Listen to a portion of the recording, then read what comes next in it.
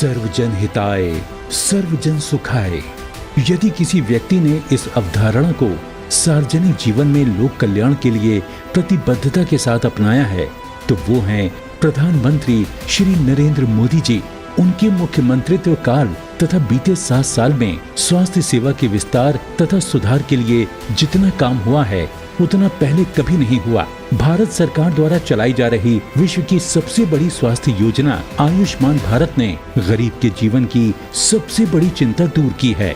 इसी प्रकार रोगों की रोकथाम के लिए हेल्थ एंड वेलनेस सेंटर देश भर में उभर रहे हैं, जिसके माध्यम से रोगों की रोकथाम पर जोर दिया जा रहा है। मेडिकल एजुकेशन क्षेत्र में रिफॉर्म से चिकित्सा शिक्षा एवं चिकित्सा कर्मियों की उपलब्धता में व्यापक सुधार हुआ है। माननीय प्रधानमंत्री की कटिबद्धता से देश ने स्वास्थ्य क्षेत्र में अभूतपूर्व आयाम स्थापित किए हैं।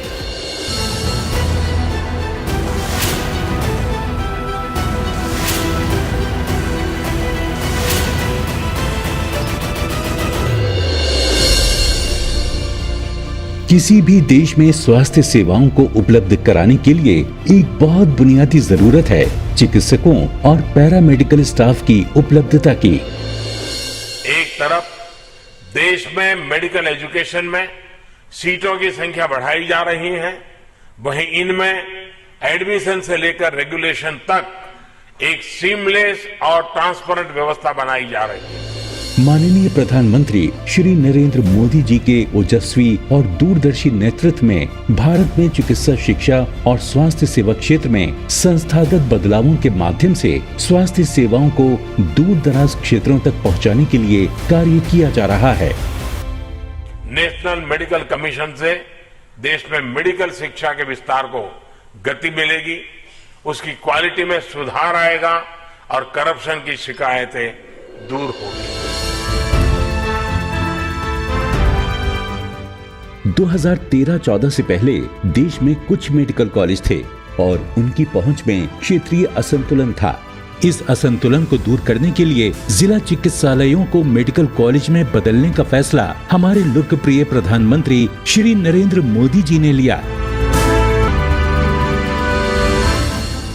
स्वास्थ्य क्षेत्र में काम करने वालों की उपलब्धता को बढ़ाने, मेडिकल शिक्षा देने के लिए मेडिकल कॉलेज के निर्माण में क्षेत्रीय असंतुलन को दूर करने, जिला अस्पतालों में उपलब्ध संसाधनों का बेहतर उपयोग कराने, स्पेशलिस्ट और टर्शरी देखभाल की सुविधा सरकारी मेडिकल महाविद्यालयों और अस्पतालों के माध्यम से उपलब्ध कराने की आवश्यकता थी।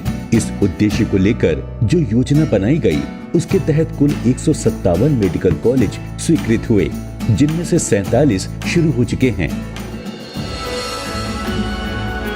इस योजना के बेहतरीन परिणाम देखने को मिल रहे हैं। आज हमारे देश में 854 की जनसंख्या पर एक डॉक्टर उपलब्ध है। पिछले 7 सालों में मेडिकल कॉलेज की संख्या 1.5 गुना तक बढ़कर 558 हो गई है।